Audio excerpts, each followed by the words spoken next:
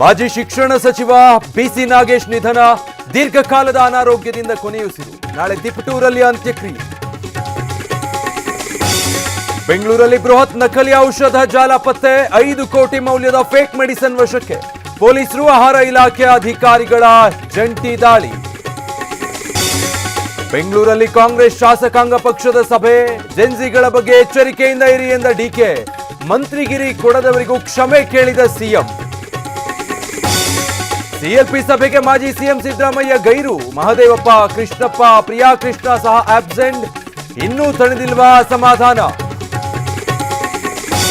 KPSC ನೇಮಕಾತಿ ಅಕ್ರಮ ಬೆನ್ನತ್ತಿದ ಇಡಿ. ಶಿವಶಂಕರಪ್ಪ ಮನೆ ಸೇರಿ 21 ಕಡೆ ದಾಳಿ. ಲಂಚ ಕೊಟ್ಟವರು ಪಡೆದವರಿಗೂ ಬಿಸಿ.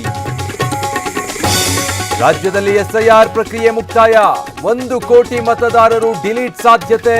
ಬೆಂಗಳೂರಲ್ಲಿ ಔಟ್ ಆಗ್ತಾರಾ 47 ಲಕ್ಷ ವೋಟರ್. ಎನ್ಟಿಎಗೆ ಮೇಜರ್ ಸರ್ಜರಿ, ಜೋಶಿ ಮಹತ್ವದ ಸಭೆ. 600 ತಜ್ಞರನ್ನ ತೆಗೆದು ಹೊಸಬರ ಸೇರ್ಪಡೆಗೆ ಆದೇಶ. 20 ದಿನಗಳಲ್ಲಿ ನೂತನ ಅಧಿಕಾರಿಗಳ ನೇಮಕ.